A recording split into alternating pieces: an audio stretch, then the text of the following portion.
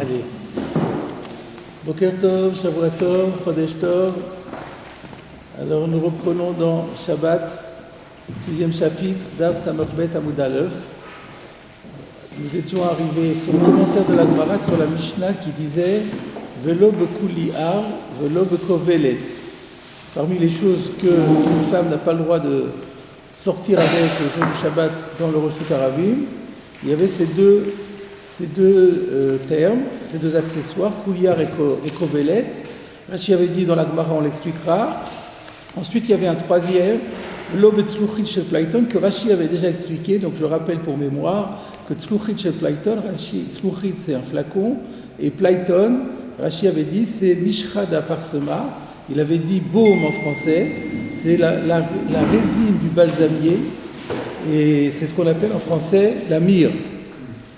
Et donc Tzluchit Shel Plaïton, on n'avait pas de souci, mais par contre, Kouliar et Kovelet, on ne savait pas du tout qu'est-ce que c'était. Donc Kouliar, on a expliqué que c'était une sorte d'agrafe, de broche, on ne revient plus dessus, on l'a largement commenté. Et on va reprendre, on l'avait tout juste démarré la dernière fois, sur la Kovelet.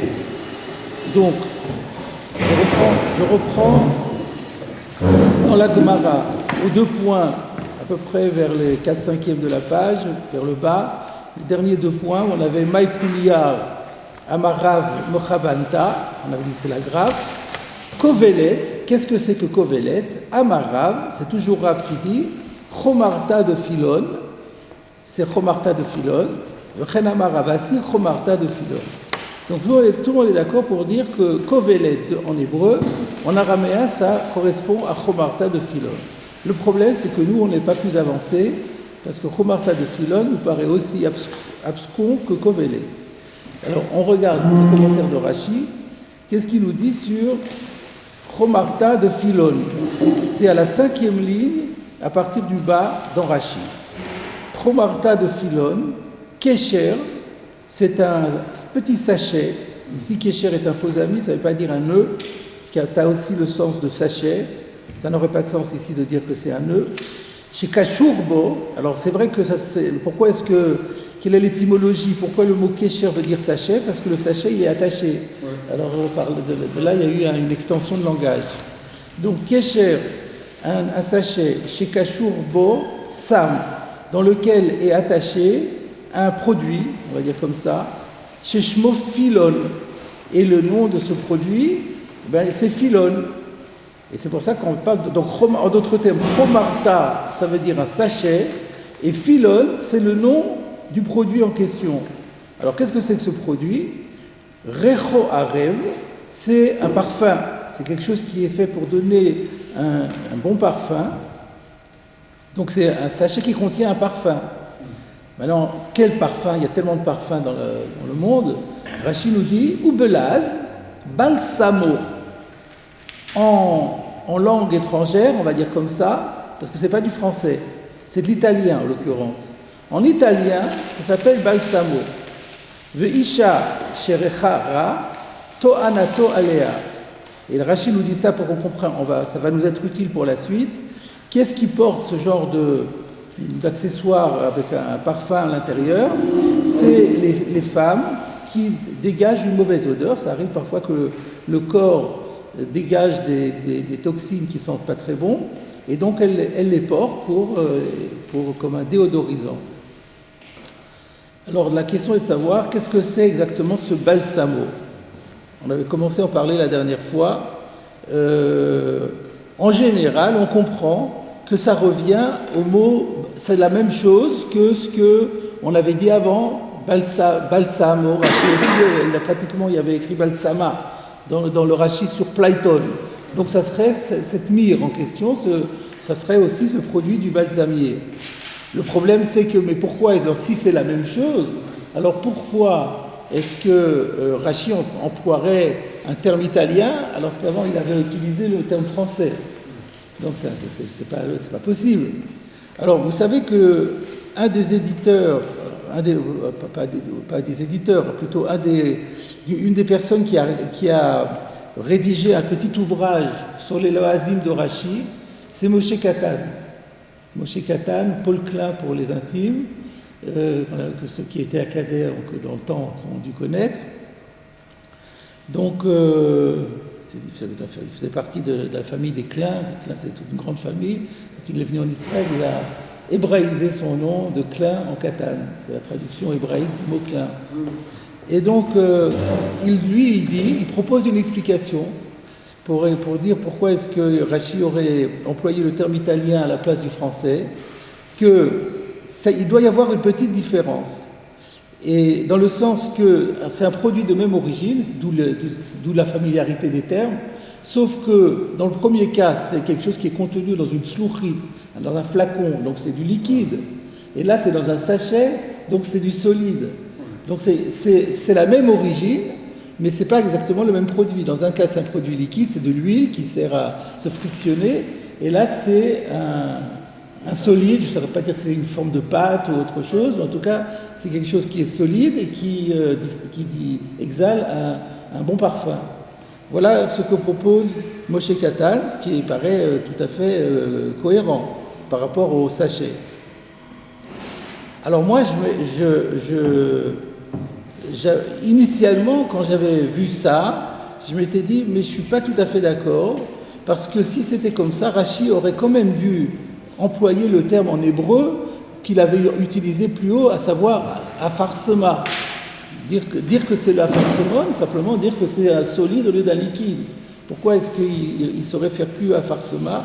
Donc, moi, j'optais plutôt pour dire que c'est quand même. Alors, c'est sûr que l'un est liquide et l'autre est solide, mais qu'au-delà, ça serait encore un autre produit. Alors, j'ai fait une recherche pour savoir quel autre produit ça pourrait être. Un produit qui ne s'appelle pas afarsemon, mais qui s'appelle philon. Parce que sinon, voilà. Et donc, j'ai regardé dans le dictionnaire, le fameux dictionnaire anglais, non plutôt araméen-anglais de Marcus Jestro, un américain qui fait autorité et qui est scientifique. Et lui, il propose alors effectivement de dire que philon, c'est un autre parfum, une autre espèce qui vient du grec. Parce qu'il y a un mot grec, phulon. Alors il y a beaucoup de chances que phulon en grec, c'est philon en hébreu. En araméen plutôt, il y a beaucoup de termes qui ont des origines grecques dans la Gemara, ce qui n'est pas étonnant. Et alors qu'est-ce que c'est que le phulon en grec? C'est une feuille aromatique, alors là je ne sais pas si on est des spécialistes ici, dont le nom scientifique c'est Malabatrum. Malabatrum.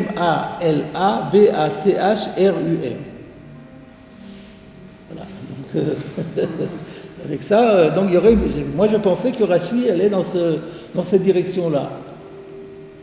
Ensuite, je me suis rendu compte qu'un peu plus loin dans la Gemara, au verso de la page, on y arrivera peut-être même encore aujourd'hui, on verra que Rachi, parlant de ce Chumarta de Philon, il va l'appeler Chumarta de Plaïton. Donc on voit qu'il va dire que Plaïton, c'est le tzluchit chez le Plaïton, c'était le balsamier. Et il va utiliser le terme de Plaïton pour Philon. Donc ça prouve que c'était Moshe Katan qui avait raison et que c'est la même espèce, simplement un est liquide et l'autre est solide. Dans l'explication selon Rachi. Maintenant l'explication du Jestro, elle est possible également. Maintenant on va regarder dans Rabbeinu Hananel pour voir comment lui il explique le philon en question. Donc, vous voyez, c'est une difficulté que tout le monde s'est posée, parce que quand c'est un terme technique et qui n'est pas connu, c'est vraiment très compliqué. Alors, où est-ce qu'il est le Rabbeinu Hananel? C'est la dernière ligne chez moi.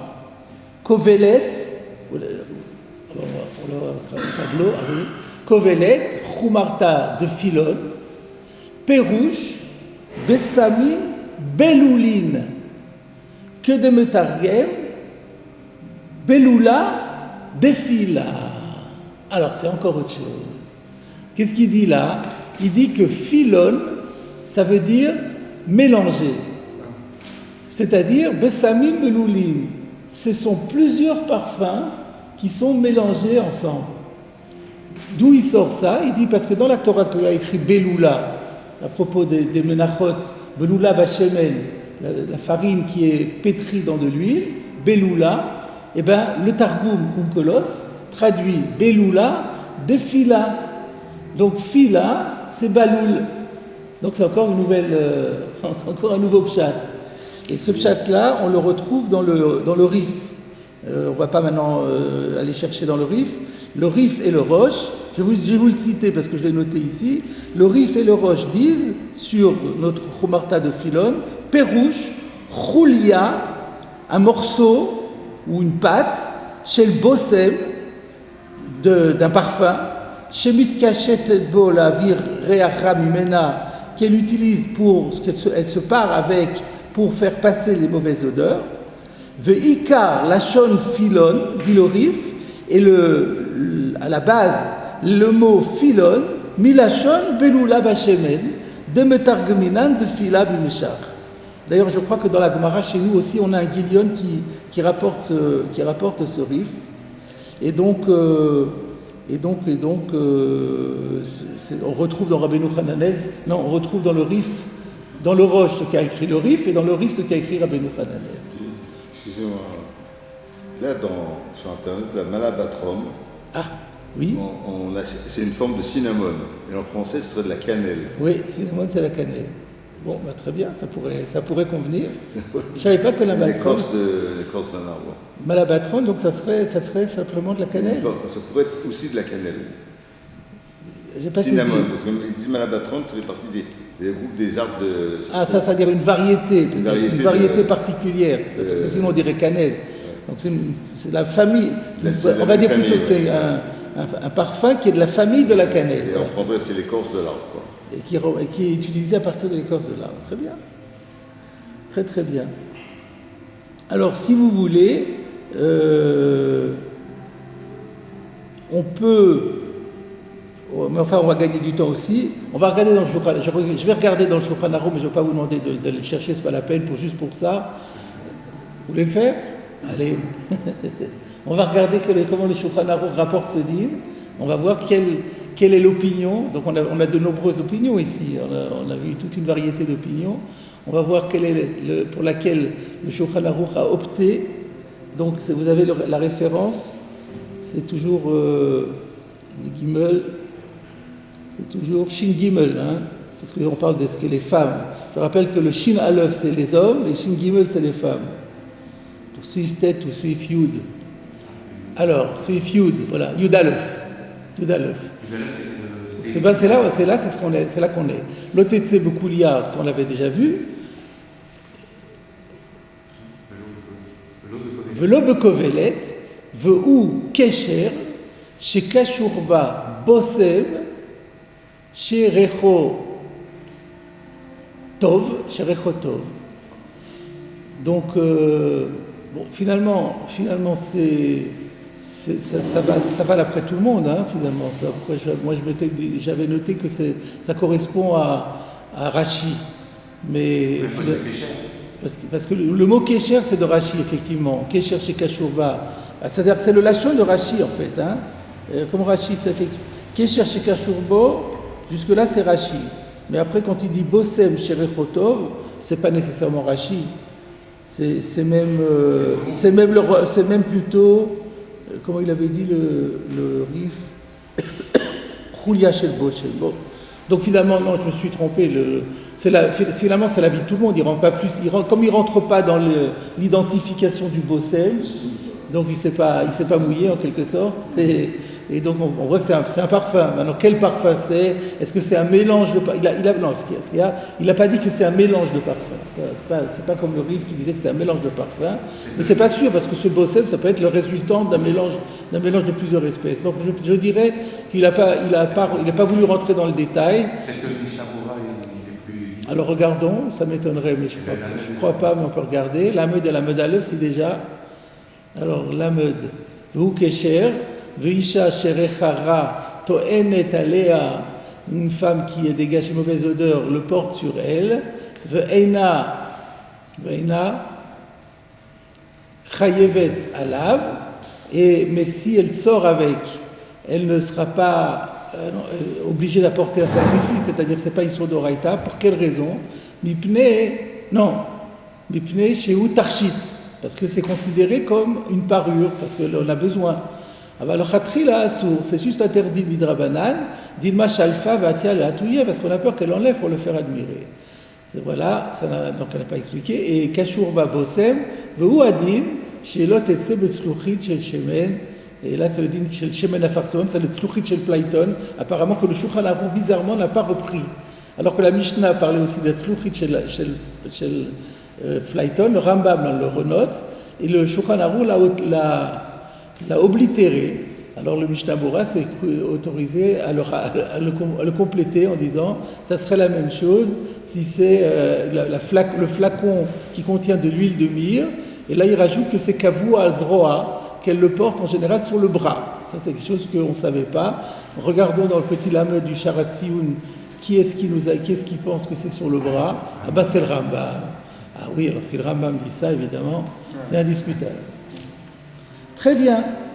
Alors, on a clarifié maintenant qu'est-ce que c'est que ce Chomar Tachel Pilon, et on va dire donc que c'est un sachet qui contient un parfum avec différents avis pour savoir exactement quel est ce parfum, mais ça ne change pas grand-chose au niveau de la halacha. Alors, on va continuer maintenant la Gemara. Tanu Rabanan. Nos maîtres ont enseigné dans une braïta. L'otetse bekovelet. Donc, on sait maintenant ce que c'est kovelet. La braïta nous dit, elle n'a pas le droit de sortir avec cette kovelet. Et si elle est sortie quand même, par erreur, disons, chayevet khatat, ah oui, c'est sûrement par erreur, et bien lorsqu'elle a oublié que c'est Shabbat, ou elle ne savait pas que c'était interdit, et bien elle sera obligée d'apporter un sacrifice expiatoire. Autant dire qu'il y a un issour d'oraïta, et que ce n'est pas considéré comme un tarchit, mais comme un massouille par Rabbi Meir. C'est vrai Rabbi Meir. Ensuite, un instant, V'chachamim omrim, les Chachamim, eux, ils disent, l'otetse, c'est vrai qu'elle n'a pas le droit de sortir avec, ve'imiatseta petura, mais si elle sort, eh ben, elle est dispensée d'apporter un sacrifice. Pourquoi? Parce qu'il n'y a pas de Issour d'Oraïta, c'est un Issour de Rabbanan. Jusque-là, c'est pas nouveau ça, parce que si on regarde la Mishnah, en fait, la Mishnah avait déjà dit, regardez la Mishnah, elle avait dit, imiatsta chayevet chata divrei Rabbi Meir. Rabbi Meir disait que dans tous les cas de la Mishnah, si elle sort, il y a un chiyuv khatat. V'chachamim potrim bekovelet ou betzluchit shel Platon. Et que les chachamim disent non, c'est pas tout aval assour. Donc on retrouve dans la braïta la même chose que ce qu'on a vu dans la Mishnah. On peut même se poser la question pourquoi la Gemara le rapporte alors. La réponse est que la braïta, elle est plus complète que la Mishnah et elle rajoute un troisième avis. Revenons à la Gemara. Rabbi Eliezer, alors il faut corriger, c'est pas Rabbi Eliezer, c'est Rabbi Elazar. Rabbi Elazar Omer, très souvent dans la Gemara, on voit cette petite correction à apporter. Eliezer et Elazar, évidemment, ça ressemble beaucoup. Alors, Rabbi Elazar Omer, ça ne peut pas être Rabbi Eliezer ici, parce que Rabbi Meir, il est bien postérieur à Rabbi Eliezer, on ne va pas mettre Rabbi Eliezer après, à 2 degrés après Rabbi Meir, c'est pas possible. Donc c'est Rabbi Elazar Omer, Yotz'a Isha Bekovelet le Chaterila. Lui, il est complètement d'un avis différent. Lui, il dit, mais pas du tout. La femme a le droit, a priori, de sortir avec ce parfum-là. Donc on a 3 avis différents. Alors, on va continuer la Gemara. La Gemara tout de suite nous explique. Bemaïka miflegé. Je considère que c'est un tarchit. Alors non seulement, on va voir la Gemara, elle va le dire. Bemaïka miflegé. La Gemara, elle fait le travail. Elle dit alors, quel est le principe de leur discussion? Sur quoi discutent-ils? 1. Rabbi Meir Savar, Masouyu. Rabbi Meir, il pense que c'est carrément porté. C'est-à-dire, ça n'a pas le statut de tarchit. C'est très étonnant. Alors ça, on va travailler là-dessus. On va d'abord voir la Gemara, mais c'est très étonnant. Pourquoi ça n'aurait pas un statut de tarchit alors qu'elle en a besoin et que ça elle a une mauvaise odeur. C'est un déodorant. C'est très utile pour elle. Et il dit que c'est un massoul. C'est bizarre. Les gens ont l'habitude de sortir avec ça. Curieux. Donc ça, on va travailler là-dessus. Rabbanan, c'est vrai. Tarchitou. Par contre, les Rabbanan, eux, ils sont cohérents. Ils disent non, c'est pas vrai, c'est un tarchit. Est-ce qu'il y a un Rashi là-dessus? Oui. Regardons Rashi tout de suite. Gardons un doigt dans la Gemara, mais regardons Rashi. Rabbanan savre tarchitou, ilkar, c'est pourquoi, imiatsa petura, imiatsat petura, étant donné que c'est un tarchit, ça veut dire que Minatora, il n'y a aucune défense. Donc si elle est sortie, elle est dispensée d'apporter quoi que ce soit, puisqu'elle n'a pas transgressé une loi de la Torah. Alors pourquoi est-ce qu'a priori c'est interdit? Ou miou, mais toutefois, le chatechila, a priori, l'otetse, elle n'a pas le droit de sortir, dilma shalfa ou mochavia, parce qu'on a peur qu'elle l'enlève pour le montrer à une copine. Donc tout ça c'est du classique. Donc les chachamim, c'est la chita qui nous paraît la plus cohérente. Elle va tout à fait dans le sens de ce qu'on a toujours vu, que les parures, les femmes minatora peuvent sortir avec, et les rabbanan ont interdit de peur qu'elle la montre à une copine. Ben, c'est exactement la même chose. Donc les chachamim ne posent aucun problème. Maintenant c'est Rabbi Lazar qui nous étonne. Comment Rabbi Lazar, lui, carrément, il va passer outre à cette crainte qu'elle vienne la montrer à ses amis. Alors, donc je reviens dans la Gemara. Ve rabbanan savre tarchitou vedilma shalfa ou mechavia vatia leitouye. Donc, c'est un tarchit, mais néanmoins, c'est ça que Rashi a rajouté, parce que tout était dans la Gemara déjà, mais néanmoins, il y a une interdiction rabbinique, de peur que Shalfa, elle l'enlève, ou Mechavia, pour le montrer, va Atia le hitouiller, et l'ayant enlevé, elle oublie que c'est Shabbat, elle continue à marcher, elle va en venir à porter dans le Reshut Harabim sur une distance de 4 coudées, ce qui est interdit par la Torah. Maintenant, on arrive à Rabbi Lazar. Rabbi Lazar, ça va. Rabbi Lazar pense, Man darka, les mirmé, qui a l'habitude, alors le mirmé, ça veut dire quoi le mirmé? Il y a un Rashi, le mirmé, le aniach betsavara, de le poser sur son cou, c'est-à-dire de le porter finalement. Qui a l'habitude de porter, de suspendre au cou ce genre d'accessoires. Alors Rashi nous dit, comme d'habitude, il est très scientifique, Rashi, quand il y a un mot araméen peu connu, il donne l'explication, mais ensuite il nous explique d'où il a sorti que mirmé ça veut dire le aniyah. Alors il dit que moshakil veut rami. Comme par exemple, quand la Gemara, on voit que le rami a ce sens-là, dans une autre Gemara, où il y a écrit shakil veut rami. Alors où est cette Gemara? On regarde dans la Masoret Hachas et on vous dit, c'est dans Baba Batra, Daf Tzadizayin Amud Aleph. Alors qu'est-ce qui est écrit dans Baba Batra, Daf Tzadizayin Amud Aleph? Lakach mei geshamim, veinicham bikli acher, arshuvinu. C'est une souria de Hersher. Vous savez, que l'eau, c'est quoi le Hersher? C'est que les aliments ne sont pas, un aliment végétal, un fruit, un légume, en principe, quand on l'a cueilli, il ne peut pas recevoir l'impureté. Il est inaccessible à l'impureté. Mais s'il a été mouillé par un des 7 liquides dont les initiations Yad, Shachat, Dam, à ce moment-là, et donc parmi le même, c'est Maïm, notamment avec de l'eau, s'il a été mouillé avec de l'eau, alors là, à ce moment-là, il devient accessible à l'impureté, c'est ce qu'on appelle un Hersher. Hersher le Kabel Touma. Pour que l'eau confère à l'aliment, au végétal, la susceptibilité à recevoir l'impureté, il faut que ce soit une eau qui ait acquis une chashivut. Si c'est juste l'eau de pluie qui tombe comme ça, non. Il faut que ce soit une eau à laquelle l'homme a apporté de l'importance. Et c'est dans ce contexte-là qu'il y a écrit que si quelqu'un, il y avait par exemple, il y avait un filet d'eau, il a plu, et la gouttière laisse échapper un filet d'eau de pluie. L'akar Beg Shamir, il a pris avec sa main, il a attrapé un peu d'eau de pluie, Veinicham Bekli, et il les a mis dans un keli, Arshuvinu, il lui a conféré de l'importance, et à partir de ce moment-là, cette eau-là, si elle tombe sur un liquide, si elle tombe sur un aliment, elle va le rendre moursha. Voilà ce qui est écrit dans la Gemara de Abatra. Donc on voit que Rami, ça veut dire poser. Rami, il a posé la carte Mekshamim, Rami Bekli, il l'a posé dans l'ustensile. On voit que Rami, ça veut dire poser. Et là, ici, poser sur le cou. Voilà, tout simplement. Donc, on revient à Rabbi Elazar, maintenant qu'on a décodé le sens du mot. Rabbi Elazar, ça va. Rabbi Elazar pense, Man darka le mirmé, quel est le genre de femme qui a l'habitude de poser sur elle-même, sur son cou, ce type de parfum? Isha sherechara, c'est les femmes qui dégagent une mauvaise odeur. Isha sherechara, lo shalfa ou mechavia, velo atia la touyer, ba'amo birshut harabim. Si c'est une femme qui sent mauvais, elle ne va pas l'enlever pour le faire admirer. Et donc, du coup, elle ne risque pas de porter 4 coudées dans Roshut Harabim. Pourquoi elle ne va pas l'enlever pour le faire admirer? Elle va sortir mauvais. Pardon? Elle va sortir mauvais. Non, même pas. Regardez le Rashi. Elle a honte de montrer que. Et ben voilà, regardez Rashi, c'est ce que dit Rashi. Regardez Rashi, 3e ligne avant la fin. Achi Garsinan, voilà comment il faut lire. Ce qui sous-entend qu'il y avait des versions un peu différentes. Déjà, il a une version un peu différente, il a un vav que nous on n'avait pas, mais je ne pense pas que ce soit que ça, parce qu'un vav ou sans vav, ça marche aussi. Veisha sherechara, et une femme qui sont mauvais, l'oshalfa ou mochavia, elle ne va pas l'enlever pour le faire admirer, chez Genoutoula, parce que c'est honteux pour elle. Parce qu'elle veut faire le malin, et en disant, tu vois, c'est ce que j'ai, ça veut dire que tu sens mauvais. Alors c'est comme si elle disait à tout le monde, je sens mauvais. Alors elle ne va jamais le faire. Donc ça c'est un bon argument.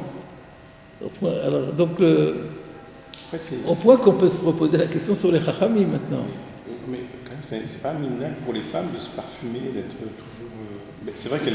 Si, mais là... C'est vrai qu'elles portent pas sur quelque chose, mais... Si, elle peut même... Si, c'est une démarche de la femme. C'est vrai, mais ce type de choses-là, parce que c'est ça que dit Rabbi Elazar. Mandarka, le mirmé, c'est seulement ce type de femmes-là qui prennent ces choses-là. Donc si c'est typique de cela, alors ça devient. Alors justement, mais ce que vous dites est possible, parce que j'étais en train de poser la question, et qu'est-ce que les chachamim vont dire? Dire qu'ils ne sont pas d'accord, qu'on dit qu'elle va quand même le montrer, c'est pas convaincant. Peut-être qu'eux ne sont pas d'accord sur le fait de dire qu'il n'y a que ces femmes-là qui le portent. C'est pas vrai, comme vous dites, les femmes portent des parfums, il peut y avoir des femmes qui sont très bons et qui aiment ce parfum-là, elles le portent. Donc le problème il est là, c'est que peut-être que la plus grande généralité des femmes qui le portent, c'est comme dit Rabbi Elazar, mais il y a quand même une minorité importante de femmes qui ne sentent pas mauvais et qui le portent aussi, donc du coup il n'y a plus de honte. Donc du coup, c'est pour ça que l'argument de elle va le montrer, pas le montrer, il se discute d'une femme à l'autre et par conséquent, c'est dangereux quand même. Ou alors il y aura aussi, on peut dire encore autrement, il y a un pourcentage relativement faible de femmes qui ne sentent pas mauvais et qui le portent aussi, et qui ne se gêneront pas de le montrer parce qu'elles sentent bon, donc elles ont pas. Et pour elles, il y a la xéra. Alors Rabbi Elazar il dira, ouais mais c'est tellement peu important, on ne va pas faire une xéra à cause de celle-là. Et Rabbanan disent, ben si, il faut interdire à cause de celle-là. Donc ça peut être, le débat il peut être, est-ce qu'on embête tout le monde à cause d'une minorité, ou est-ce qu'on ne l'embête pas et on prend le risque que la minorité fasse une avéra. Là ça serait déjà, là il y aurait un débat de principe qui est très intéressant. Le respect des minorités. Le respect des minorités, ouais, dans le sens de les protéger de la avéra. Ouais. Ça, on peut expliquer joliment le débat ainsi. Donc, Rabbi Elazar et les Chachamim, c'est clair. On a déjà lu tout à l'heure le Shulchan Aruch qui faisait halakha comme Chachamim, ce qui est normal. Hein, c'est la règle Yachid ve Rabim, halakha que Rabim. Rabbi Meir c'est Yachid, Rabbi Elazar c'est Yachid, Chachamim c'est Rabim, halakha que Rabim. Donc voilà, l'halakha, on l'a vu. Donc maintenant, ce qui reste à expliquer, c'est Rabbi Meir. Comment Rabbi Meir peut-il dire que c'est un massoui alors qu'elle en a besoin? C'est parfume avec. On va voir le Rochash qui pose la question. C'est un besoin. C'est un besoin, un vrai besoin. Regardez le Rochash, pardon.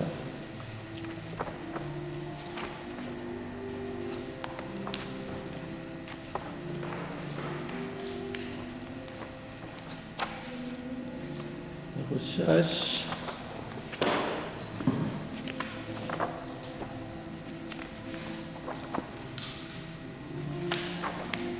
Voilà. Vous y êtes? Alors, c'est Dibour Amatril. En fait, c'est sur la Mishnah. C'est le recherche sur la Mishnah. Velo bekovelet, velo besluchit shel playton, veim yatzta chayevet chatat. En fait, déjà sur la Mishnah, on pouvait se poser la question, sauf qu'à l'époque, on ne savait pas ce que c'était kovelet. Là, vous voyez par hasard, restez une seconde sur ce que vous avez souligné. Il y a écrit Rabbi Eliezer Omer, Niré de Tzarlomar El Hazar Belo Yud. Ce que je vous ai dit tout à l'heure. C'est le Rochash aussi qui dit, il me semble qu'il ne faut pas lire Eliezer, mais il faut lire El Hazar sans Yud. V'chein b'chol ha-sugia, et c'est comme ça qu'il faudra lire dans toute la sugia. V'hu ben Shamoua. Quand on dit Rabbi Elazar sans préciser le nom de son père, il faut savoir que c'est Rabbi Elazar, fils de Shamoua, Chavero de Rabbi Meir, qui était le collègue de Rabbi Meir, et donc il est tout à fait cohérent que dans la même braïta s'opposent Rabbi Elazar et Rabbi Meir.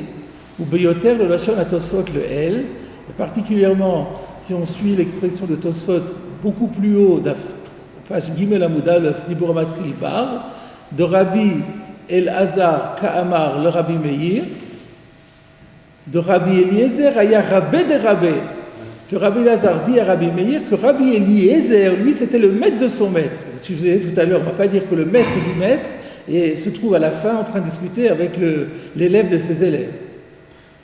Bon, on va laisser là-dessus de côté. On va remonter plus haut sur la Mishnah.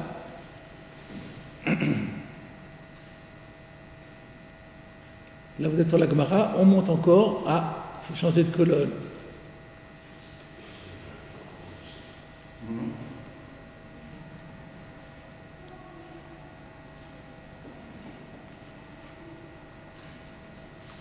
Ça me rebête à Moudalef.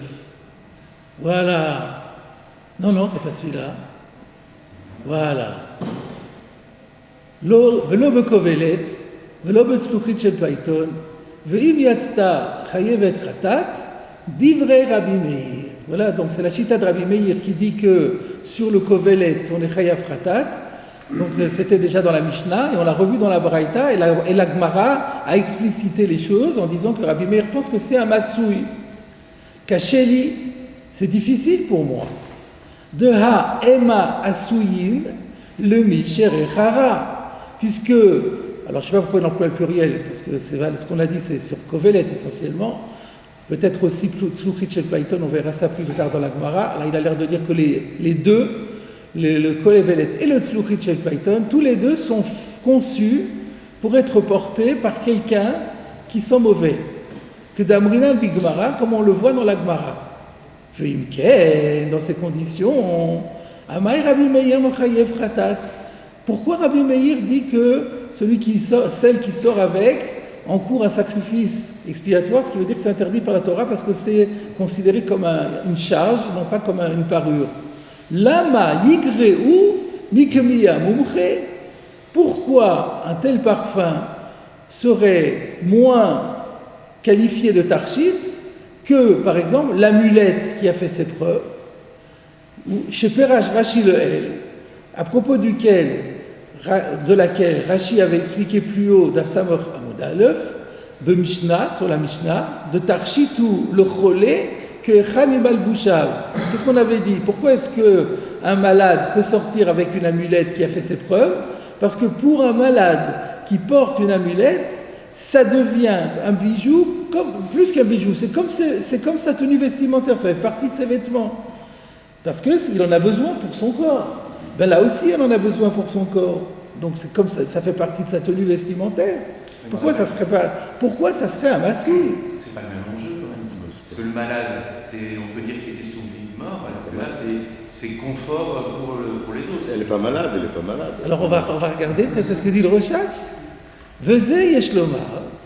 Alors il dit sur ce point-là, par rapport à ce que nous venons de dire, on pourrait répondre qui ne chalek, qu'on va faire un distinguo ben kmiya entre une amulette shenos a miché shlocholi le kadome ou celui qui le porte ou la porte c'est quelqu'un qui a une maladie ou quelque chose d'analogue aval reacha mais une mauvaise odeur et non ikra choli, c'est ce que vous disiez, c'est pas vraiment une maladie. Et d'ailleurs, cette distinction, elle est tout à fait justifiée.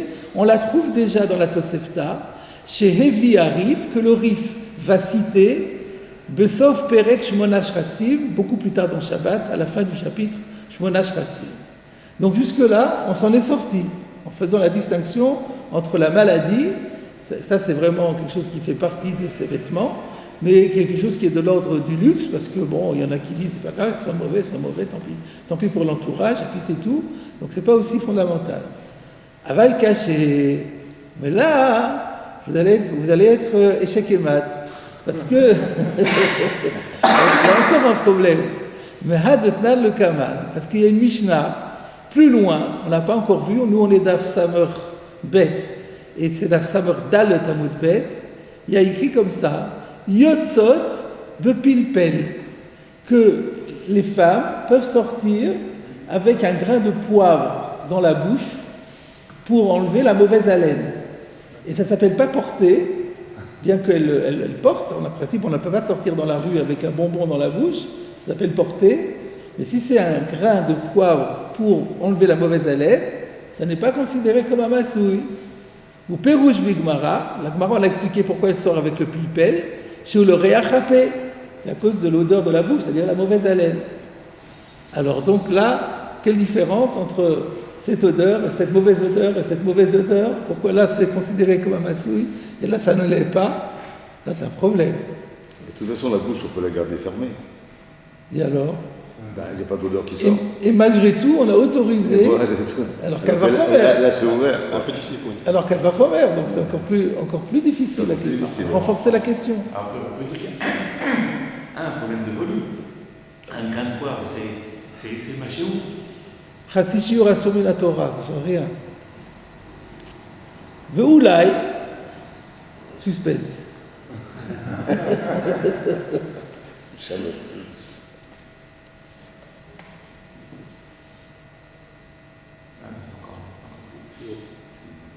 Voilà, on y arrive. Peut-être qu'on peut dire En rov nashim sheyesh lahen re'ara yotzot bekovelet. On pourrait proposer de dire que la majeure partie des femmes qui sentent mauvais, qui ont une mauvaise odeur, ne sortent pas avec une kovelet.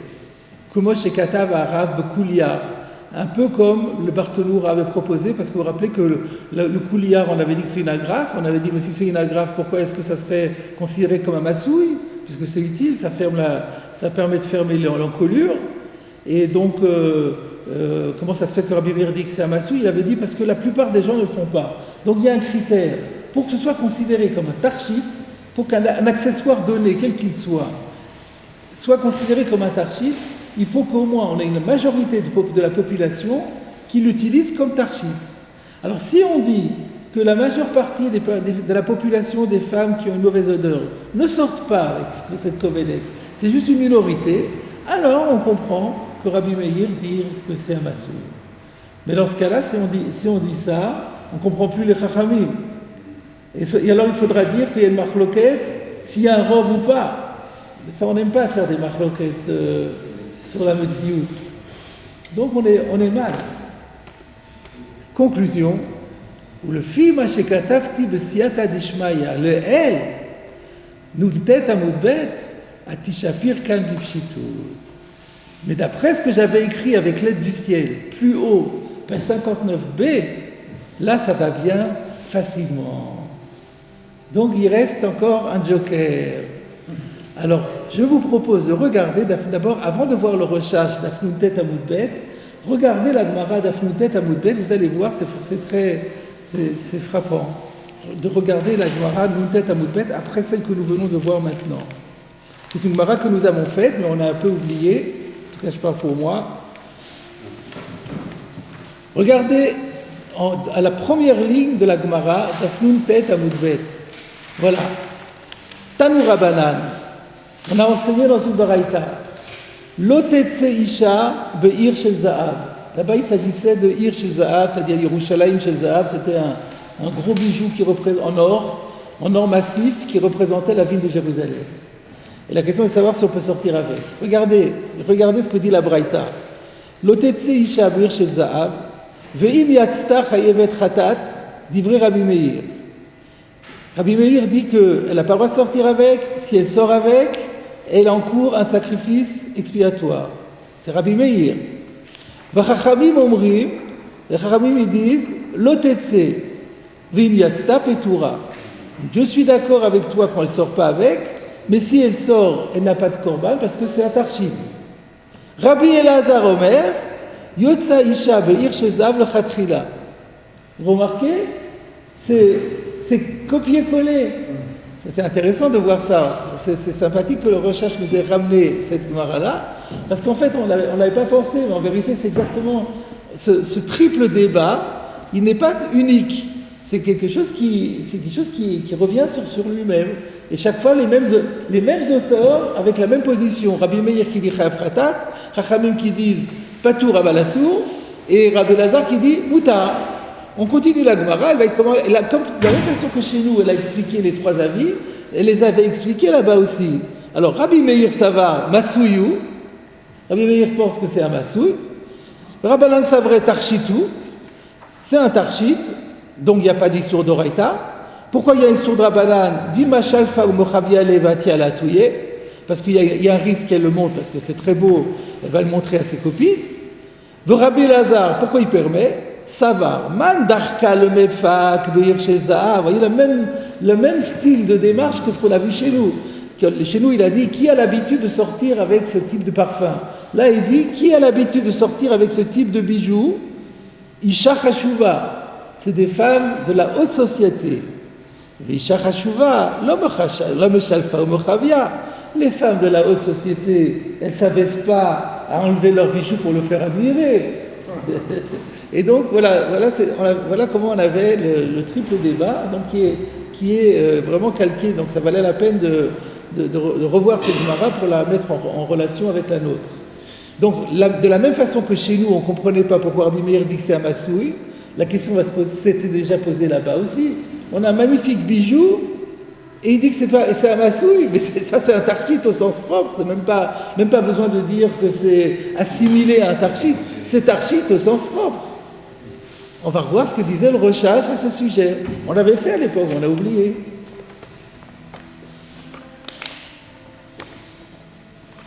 C'est l'occasion de faire de la Chazara, c'est bien. Donc, Nun Tet Amud Bet.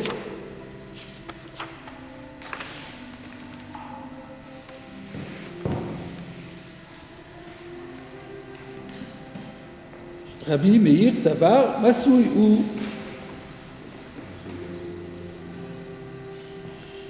c'est le premier recherche sur Nuntet Amud Bet, pas Nuntet, Nuntet, là c'est Amud Aleph encore.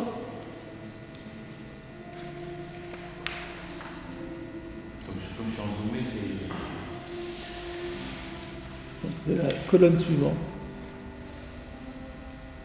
Non, l'autre côté. Ah voilà. Ah oui. Ah oui, vous y étiez. Excusez-moi. Ah voilà, ils étaient dessus en fait. Suivant. Voilà. Voilà, on l'avait fait d'ailleurs. Rabbi Meir, ça va, Masoui ou l'Ichora Yifle. Apparemment, c'est stupéfiant. Alovada et Tarchitou. Mais c'est sûr que c'est un Tarchit. Comment est-ce qu'il peut dire que c'est un Masoui? Venireli, il me semble, de Svirale le Rabbi Meir, que Rabbi Meir est d'avis qui va de Rabbanan asrou le kachet ba be Shabbat le chatechila ke chachamim. Étant donné que nos maîtres ont interdit de se parer avec le Shabbat, sous-entendu de sortir avec dans la rue le Shabbat, a priori, que chachamim, conformément à la position des chachamim, de peur qu'elle l'enlève pour le faire admirer, ce qui est quelque chose qui est tout à fait logique. Mimeila, automatiquement, Nital Mimena Shem Tarchit B'Yom Shabbat. Ça lui enlève le nom de parure le jour du Shabbat.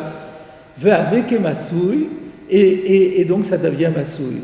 Quelque chose que les Chachamim ont interdit de sortir avec le jour du Shabbat, un Tarchit c'est fait pour sortir, c'est pas pour le garder à la maison, c'est fait pour sortir, pour l'exposer, pour se montrer. Et si les Chachamim ont interdit de le faire, donc ça perd son statut de Tarchit. Donc ça devient un Masoui. Et si on sort avec, ça devient un Masoui. Donc c'est l'interdit rabbinique qui confère à ce qui était initialement un Tarchit, ce qui en semaine a valeur de Tarchit, lui enlève pour le jour du Shabbat le statut de Tarchit. Ou Bezé, Atik min Chomer, Maï de Meshani Abaya le Kamal. Et avec cette idée-là, alors on comprend magnifiquement la réponse qu'Abaye donnera, mais ça on l'a pas vu, c'est beaucoup plus loin. Davkouf la metret Amud Aleph, Misavrat v'choulé Adorabanan Kae. Rotzel Omar, de Tamé, Mishum, de Rabbanan Asrou le Khatrila. Et donc, ce qui veut dire là-bas, Abaye, c'est que comme les Chachamim l'ont interdit a priori, ça devient interdit par la Torah. Vazé Palik Rabbi Elazar, Amar de lo Asrouklal, et Rabbi Elazar, lui, il conteste tout ça en disant qu'il n'y a pas eu d'interdit rabbinique. Donc, s'il n'y a plus d'interdit rabbinique, ça redevient un tarchit et c'est Moutar le Khatrila. Ve'ayen Maché Echtov le Kaman, Samerbet Amudalev Bamishna. Et confère ce que je vais écrire un peu plus loin, page 62a sur la Mishnah, ce que nous venons de faire. Donc voilà, donc, on résume, on avait une question sur Rabbi Meir qui dit que c'est un masouille. Donc là, à la fois, donc en fait maintenant on peut réunir les deux questions. Donc il y avait Yerushalayim Shel Zahav, il dit que c'est un masouille, et on ne comprend pas pourquoi. Et chez nous, on dit que le déodorant que porte une femme qui sent mauvais, il dit aussi que c'est un massou. Dans les deux cas, on ne comprend pas parce que c'est tout à fait normal qu'elle sorte avec. En semaine, on sort avec normalement, ça fait partie des accessoires qu'elle porte. Alors qu'est-ce qu'il a dit ici Alors, il n'a donné qu'une seule réponse. Sur le Dafnutet Amouvet, il n'a donné qu'une seule réponse. Moi, j'ai en mémoire que le Ritva avait posé la question, il avait expliqué que ce Yerushalayim Shel Zahav,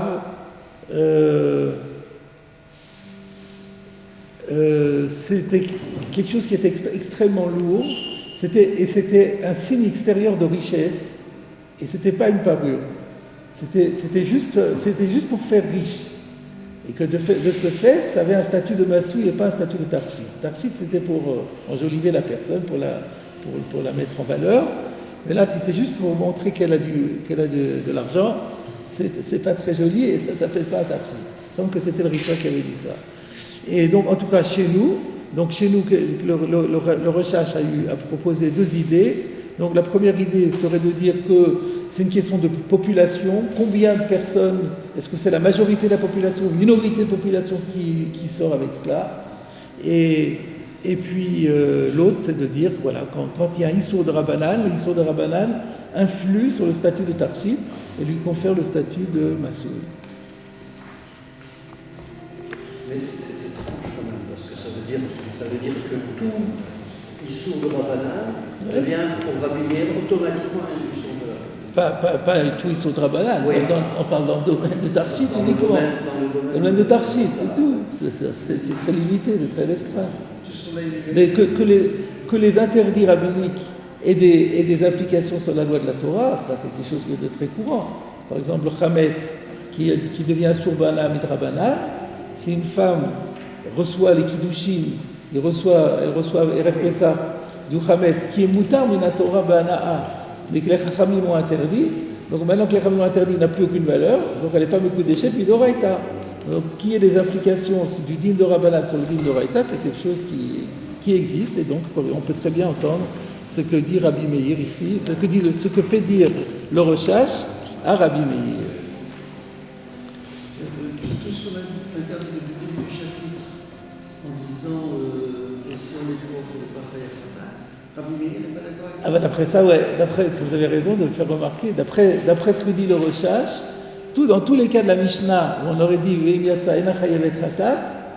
bien, selon Rabbi Meir, il y aurait Chiyuv Khatat. Alors, il faudrait peut-être les regarder tous, parce que peut-être que c'est seulement ce qui était Moutar, par exemple, Midin Tarchit. Il pourrait y avoir des choses qui sont Moutar, pas Midin Tarchit. Alors, il faudrait revoir au cas par cas. Mais ce qui est Midin Tarchit, oui. Alors, maintenant, on revient à la Gemara. La Gemara pose une question et elle dit Vatanya. Mais pourtant, il y a une baraïta qui dit Rabbi Eliezer, Rabbi Elazar, Rabbi Elazar poter bekovelet ou betzluchit shel plaito.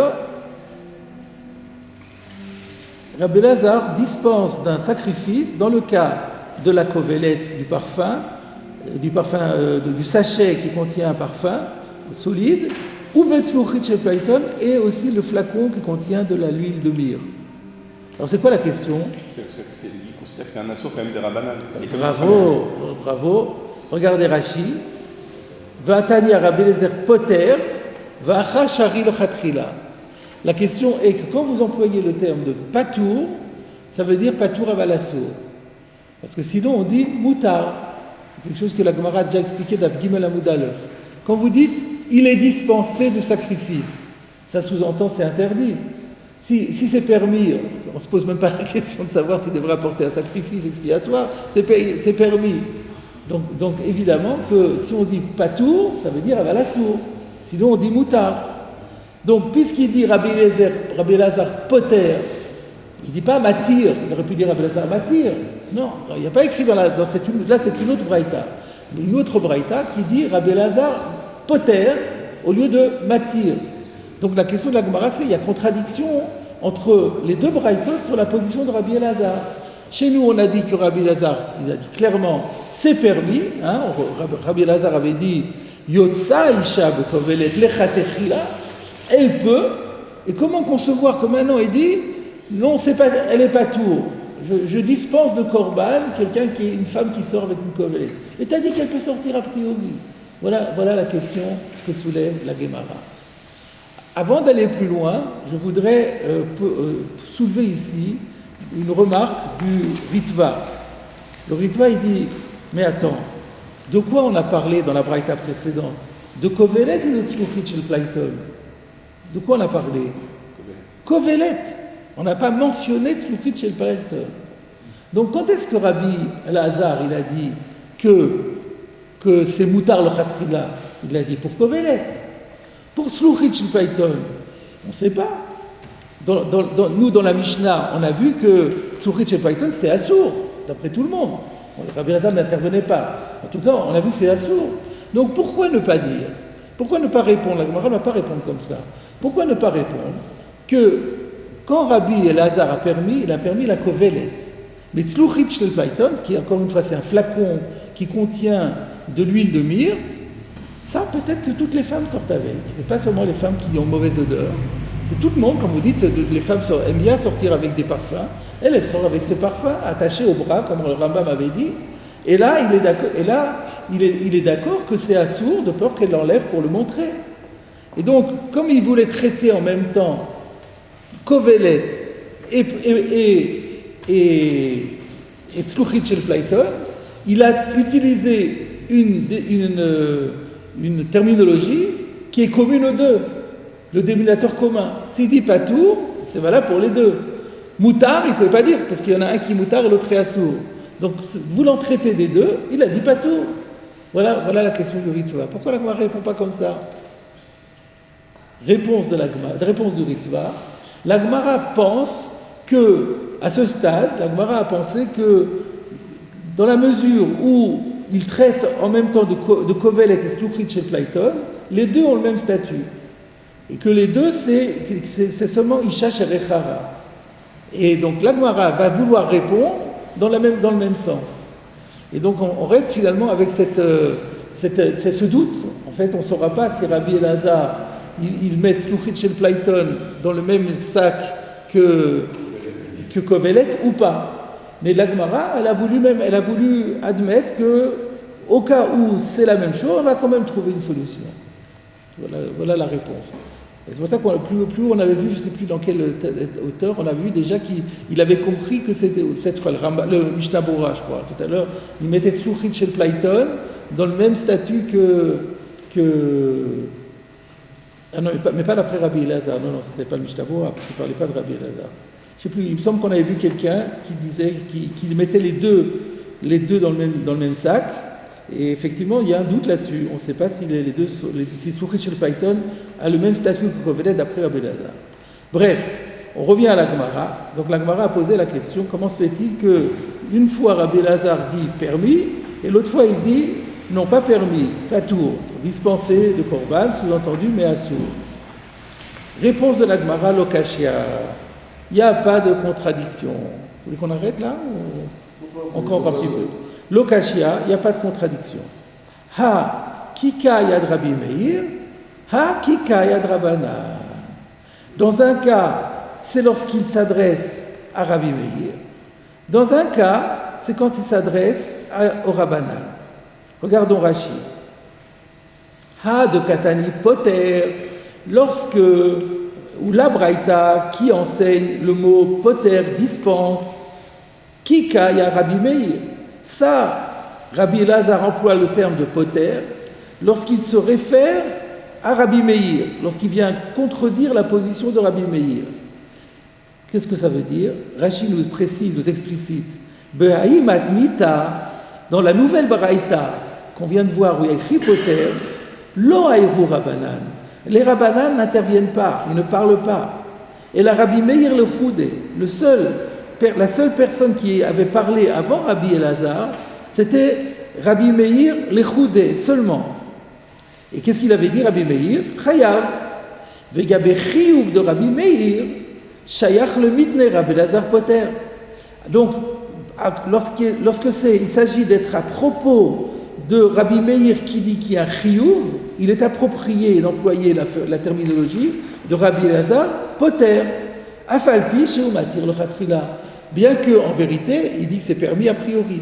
Vous comprenez ce que Rashi nous dit?